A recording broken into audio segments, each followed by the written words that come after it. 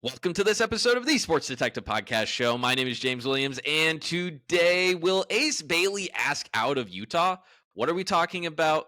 Well, tonight, Ace Bailey was selected with the 5th overall pick in the NBA draft by the Utah Jazz. And normally, this would be a moment for an NBA player that finally saw their dreams come true, where they would look very exhilarated, they would look very happy, they might even get emotional. Well, Ace Bailey is not your typical NBA draft prospect. He famously did not work out for any single NBA team. He is the only American prospect this year not to do that. And the rumor on the street was that he was doing that in order to tank himself out of a top 5 pick and either land at Washington at 6, New Orleans at 7, or Brooklyn at 8, where he would have more of a primary scoring role on either one of those teams theoretically. So when Utah selected him tonight, he notably did not look happy. He looked kind of like shocked and confused, and I don't know if you would say he looked upset, but he did not look happy is the best way to describe it. And they even reported that on the ESPN broadcast. So let's go ahead and listen to this clip here of Jonathan Givony describing Ace Bailey's emotions when he got drafted to Utah, and then Bobby Marks weighs in a little bit here too. So we'll go ahead and watch this, and then we'll talk about Ace Bailey and his fit in Utah. Jonathan, I understand you have some news from Ace Bailey. What more can you tell us? Malika, Ace Bailey did not work out for a single NBA team. He's the only U.S. prospect that declined to do so. So yeah, just when they have the video over him here, just look at his face and just tell me if that's a guy that looks excited going to Utah. Not one of his preferred destinations, Utah. He was hoping to get to either Washington, New Orleans, or Brooklyn. The Utah Jazz selected Ace Bailey knowing that. This is a little bit of a stunner, but if you think about it, this is an outstanding place for Ace Bailey. They have a wide open wing situation. They have a huge need for a star in his mode. They have an outstanding coaching staff. I think Ace Bailey's going to recover from this very quickly and realize that he landed in an outstanding situation with the Utah Jazz. It just shows you there's only so much an agent can control in this process. If an NBA team decides they're going to take Ace Bailey, that's exactly what happened. And this is the first move that Austin Ainge has made as a head decision maker in the NBA, and it's a big one. Jonathan, thank you. I mean, considering the talent that Ace Bailey has, it's no surprise that Utah had the chance to draft him, and they did. Bobby, how do you evaluate the situation when you're hearing that, okay, maybe this wasn't a player's preferred destination, but he has an immense opportunity here? I give Utah a lot of credit here. Here's a player that didn't come in for their workout, and I think it shows you that we kind of tend to over-evaluate the individual draft process here when they go out there. Utah needed to get a start. This was the best available player. It doesn't matter if he came in or not. Bobby, thank you. I think the first thing that I have to say there is that kind of shows, because Ace Bailey kind of has like a small time type of agent that's, I think, only representing Ace Bailey, and then I think his son. I believe that's the situation, but that kind of proves the importance of, at least for some players, if you do have certain needs like Ace Bailey apparently did, to sign with a Clutch Sports, to sign with a CAA, because then they can use their weight, they can use their power, they can use their influence to then maybe, push and sway you to the certain situations. And maybe they would say, hey, instead of tanking your draft stock, really go to these workouts with a New Orleans, with a Washington, with a Brooklyn, wow them where they have to trade up to the 3rd pick, or they have to trade up to the 4th or the 5th pick to draft you before, or the 3rd or 4th pick before Utah eventually does draft you. So that kind of shows you the importance of agents. Well, will Ace Bailey ask out? I doubt it. That's just not something we ever see in the NBA.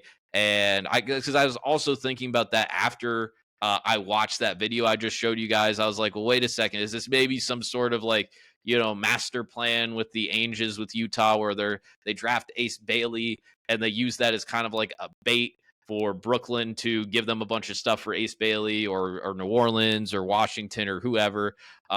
Nope. It seems like the Utah Jazz see Ace Bailey as a potential star, a potential face of the franchise.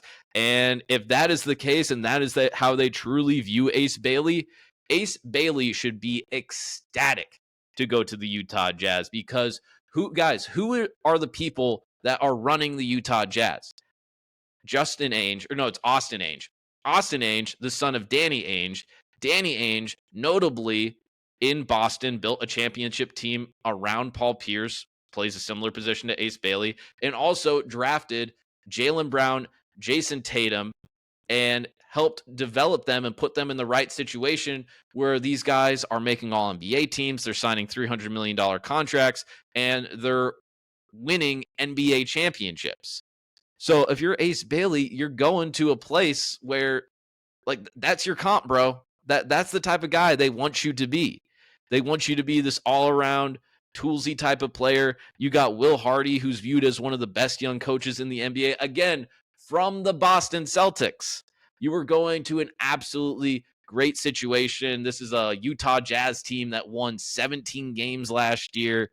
Probably you're going to trade Lauri Markkanen at some point, so you'll be able to go there. You'll probably be able to have a pretty significant role on that team, and you're also going to be coached by a good coaching staff. You're going to be in a good organization that is going to set you up to succeed. The Utah Jazz are famously a organization that if they ever get bad a little bit, they're not bad for that long. This is probably one of the longest, these last few years not making the playoffs is actually probably one of the longer streaks of Utah not being in the playoff mix in their entire franchise's history. So Ace Bailey should be absolutely exhilarated. And again, this is what we were talking about the other day with Ace Bailey when we did a video about him, and we were thinking like, hey dude, you're really going to force yourself to go to Brooklyn and you know, hey, it sounds really cool to be the number one option when you're 19 years old and you're the face of the franchise and you get the keys and you get to go out there and you get to just put up a bunch of buckets and you get to make all of these mistakes.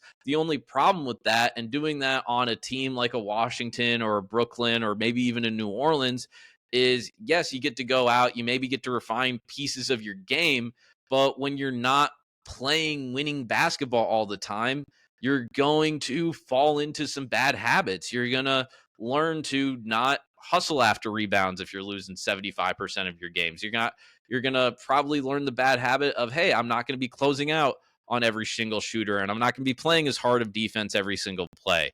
And I'm not going to learn how to play in a flow of an offense. I'm going to be doing more one-on-one basketball because we're down by 25 all the time. And hey, man, Ace is going to a great spot. This is a great spot. They ended up drafting Walter Clayton Jr. Later. I'm a little skeptical. I just think he's a little bit small for the NBA. I could be wrong, though. He lit it up in March Madness this year, and he kind of lit it up for Florida all year, if we're being honest. But, hey, man, Utah, I'm recording this. It's the 30th pick right now. It looks like the Clippers are drafting. I'm recording this as the draft is still going on, but I'm assuming that everyone for the next day or two, when we're doing our post-draft analysis of everything going on, everyone's going to be saying, hey, man, Utah, home run for Utah. If Ace Bailey is going to go there and he's going to buy in to what the Ainges and Will Hardy are selling and that coaching staff is selling for his development, the dude's going to be a success in the NBA. He's going to be a success, and he'll be a winning player. So hopefully he buys the message, and hopefully he enjoys the Great Salt Lake, the beautiful part of the country, by the way. Beautiful part of the country. That's going to do it for this episode here today. If you like this episode, make sure you hit that like button, subscribe if you haven't done so already. Number one way that you can help support the show. And please leave a comment of what you think about this video, what you think about Ace Bailey. Do you think this is the right decision by Utah? Do you think Ace Bailey handled his pre-draft process well, bad, good, indifferent? Would just love to hear you guys' thoughts on this situation. Give me your other draft thoughts too, what you thought was what your favorite pick of the night. How about that? Give me your favorite pick of the night. Again, check out other Sports Detective podcast channel content that I have on this channel. Sorry, my brain is fried right now. It's 10:30 at night where I'm recording, so I'm going to go. Thank you for watching. We'll talk to you next time.